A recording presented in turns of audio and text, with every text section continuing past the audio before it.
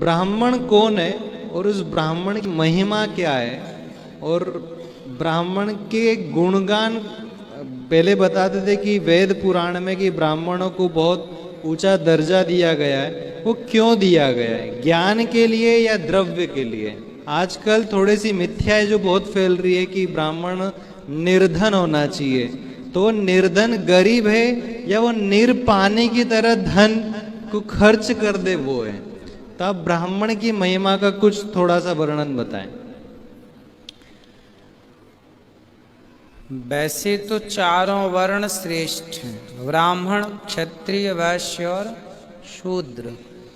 जैसे आप मंदिर बनवाते हैं तो मंदिर में एक ही कुम्हार की बनाई ईंट सारे मंदिर में लगती है, एक ही भट्टे पर पकी हुई ईंट सारे मंदिर पर लगती है। ईंट एक ही व्यक्ति बनाता है, एक ही सांचे से बनाता है, एक ही खेत की माटी से बनाता है, लेकिन वही ईंट जो शिखर पर लगती है, जो नींव में लगती है, और एक ईंट देहरी पर लगती है। जब आप मंदिर में प्रवेश करते हैं तो शिखर की और नींव की ईंट को प्रणाम नहीं करते, पर देहरी को प्रणाम करते हुए आगे बढ़ते हैं। ईंट तो सारी वही है, लेकिन कौन सी ईंट को प्रणाम किया गया? द्वार की ईंट को। जब आप बिहारी जी जाते हैं तो देहरी को प्रणाम करते हैं ना। देहरी पर जो पत्थर लगा है बिहारी जी के मंदिर में, उसी पत्थर से पूरे मंदिर का निर्माण है। लेकिन पूरे मंदिर के पत्थर को कोई प्रणाम नहीं करता, पर देहरी के मंदिर में जो देहरी में पत्थर लगा है, उस पत्थर को प्रणाम करके लोग अंदर प्रवेश करते हैं, उस देहरी पर माथा टिकाते हैं। उसी प्रकार चारों वर्ण श्रेष्ठ हैं, पर ब्राह्मण को देहरी माना गया है, इसलिए उसका आदर देहरी की तरह। ईंट तो एक ही कुम्हार की है। ब्राह्मणों से मुखमासीद बाहु राजन्यः कृतः ऊरु तदस्य वैश्यः पदभ्यां गुंशूद्रो अजायत। चारों एक ही पिता की संतान है, एक ही नारायण से ब्राह्मण, क्षत्रिय, वैश्य और शूद्र। परंतु चूंकि मंदिर तो एक ही ईंट का बना है, पर देहरी को प्रणाम, ब्राह्मण को इसलिए प्रणाम किया जाता है क्योंकि ब्राह्मण को भगवान ने कहा कि आप शिक्षा विभाग संभालेंगे, वेद पढ़ेंगे, वेद पढ़ाएंगे, यज्ञ करेंगे, यज्ञ कराएंगे, दान लेंगे, दान देंगे। ये 6 कर्म ब्राह्मण के बताए गए हैं। तो ब्राह्मण कौन है?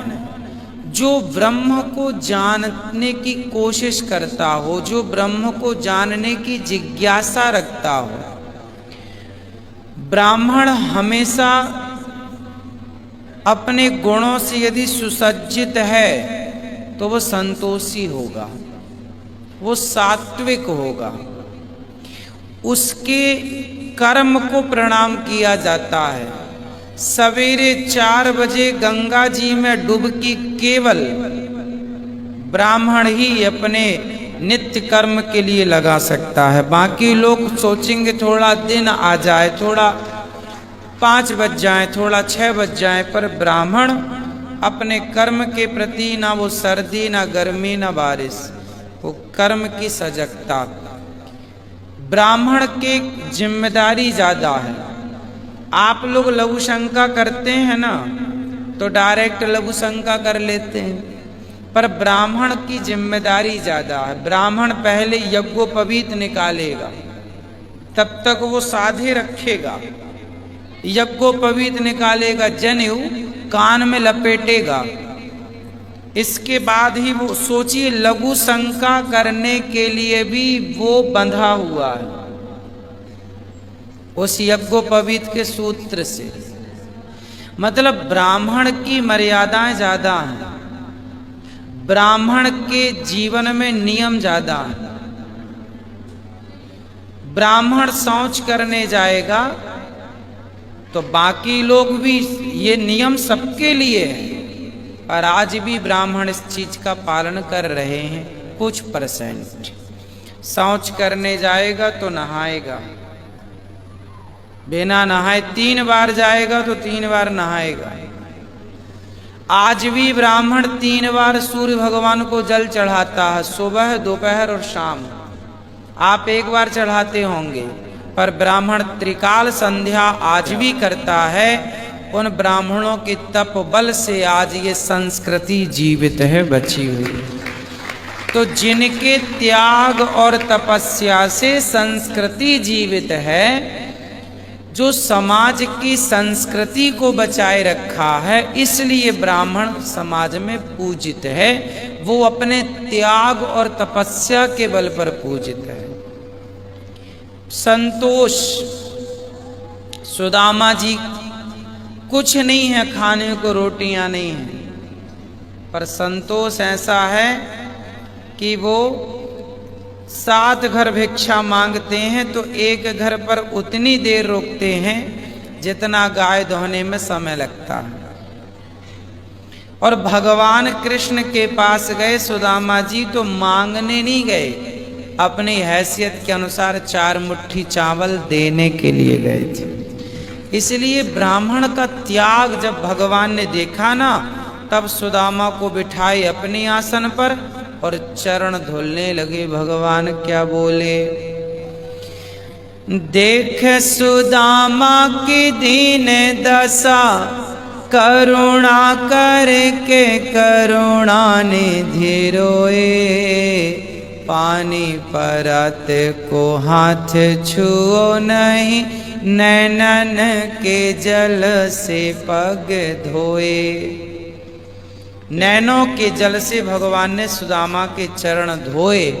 इसलिए ये दास अनिरुद्ध भी यहाँ जो ब्राह्मण पाठ कर रहे हैं, प्रत्येक ब्राह्मण के चरणों को धुलकर मैं चरणामृत लेने की कोशिश करता हूँ, क्योंकि ब्राह्मणों को भगवान पूजे हैं, गाय को भगवान पूजे हैं। ब्राह्मणों की पूजा भगवान ने की तो समाज को भगवान ने कहा कि जो ब्राह्मण संस्कृति को, सनातन संस्कृति को बचाए रखें। इतने आक्रांता आए, 700 साल तक देश गुलाम था, 500 साल मुगलों के द्वारा, 200 वर्ष तक अंग्रेजों के द्वारा, सैकड़ों साल तक देश गुलामी की जकड़ में था।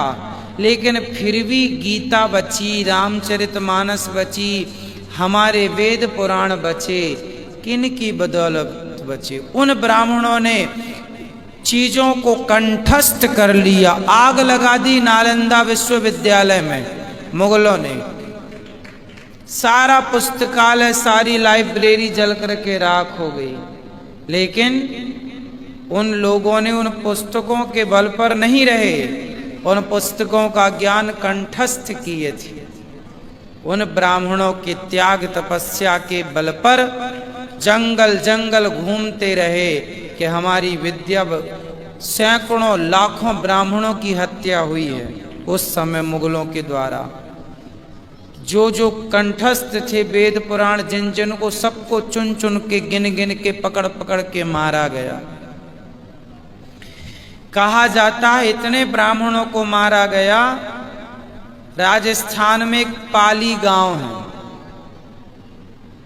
जहां के ब्राह्मणों को वर्तमान में पालीवाल कहते हैं। इतने ब्राह्मणों की हत्या की गई कि ब्राह्मणों के यज्ञोपवीत का ढेर लग गया था। दूर से देखने में ऐसा लगता था कोई पहाड़ है। अब सोचिए, जहां ब्राह्मण के शरीर के यज्ञोपवीत का पहाड़ खड़ा हो जाए, सोचिए, कल्पना कीजिए कितने ब्राह्मणों की हत्या हुई होगी, कितने ब्राह्मणों को मारा गया होगा। मर कर भी अपनी संस्कृति को जीव। आज आप गीता सुनते हैं, रामायण सुनते हैं, तो इन ग्रंथों को तो जला दिया गया था अंग्रेजों के द्वारा, मुगलों के द्वारा। वो ब्राह्मणों ने कंठस्थ, कुछ लिपि रह गई, बचाए रखा, पैसा ना लेके भागे, लिपियां लेके भागे, वो जो हस्तलिखी पहले चलती थी, लिपियां चलती थीं, वो लेकर के भागे और वो जंगल में जाके छिपे कि हमारी संस्कृति बच जाए, क्योंकि बीज बच गया तो पेड़ तो कभी भी तैयार किया जा सकता है। बहुत शानदार। इसलिए ब्राह्मणों के ये त्याग, ये तपस्या के कारण समाज उन्हें अपना गुरु मानती है। इसीलिए शायद एक श्लोक भी है कि नमो ब्रह्मण्य देवाय गो ब्राह्मण हिताय च जगद्धिताय कृष्णाय गोविंदाय नमो नमः। मैं भी सभी ब्रह्मजनों को प्रणाम करता हूँ